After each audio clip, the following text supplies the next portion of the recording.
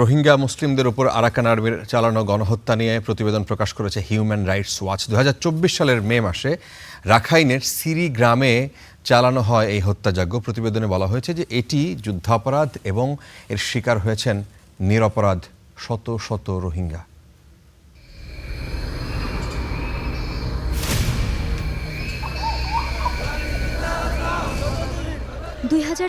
সালের ২ মে মিয়ানমারের রাখাইন রাজ্যের হোয়াশিরি গ্রামে ঘটে এক পৈশাচিক ঘটনা। হত্যা করা হয় বহু মানুষকে, জ্বালিয়ে দেয়া হয় তাদের বসতবাড়ি। সোমবার প্রকাশিত হিউম্যান রাইটস ওয়াচের ৫৬ পৃষ্ঠার এক প্রতিবেদনে বলা হয়েছে, আরাকান আর্মির যোদ্ধারা সেদিন শত শত রোহিঙ্গা মুসলিমকে হত্যা ও আহত করেছে এবং পুরো গ্রাম জ্বালিয়ে দিয়েছে। এই ঘটনার প্রত্যক্ষদর্শী এবং বেঁচে ফেরা কয়েক ডজন মানুষের সাক্ষাৎকারের ভিত্তিতে এই প্রতিবেদন তৈরি করা হয়েছে।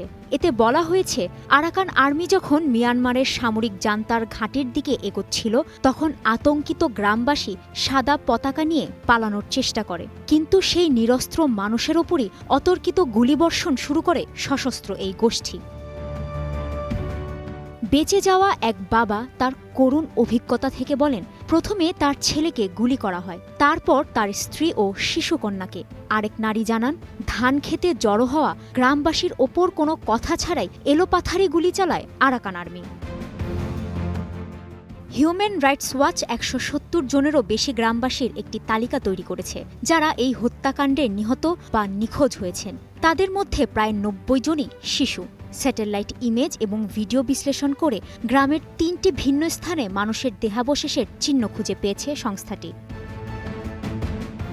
আরাকান আর্মি এই গণহত্যার দায় অস্বীকার করে বলেছে, তারা কেবল জান্তা সেনা বা রোহিঙ্গা সশস্ত্র গোষ্ঠীর বিরুদ্ধেই লড়ছে। তবে HRW এর তথ্য প্রমাণ আরাকান আর্মির দাবিকে মিথ্যা প্রমাণ করে।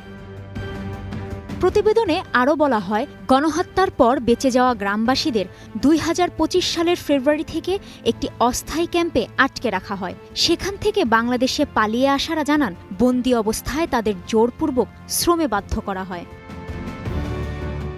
রাখাইনের একটি বড় অংশ এখন আরাকান আর্মির দখলে। মানবাধিকার সংস্থাটি অবিলম্বে এই হামলা বন্ধের এবং একটি নিরপেক্ষ আন্তর্জাতিক তদন্তের আহ্বান জানিয়েছে। কাজী শাহরিন, স্টার নিউজ।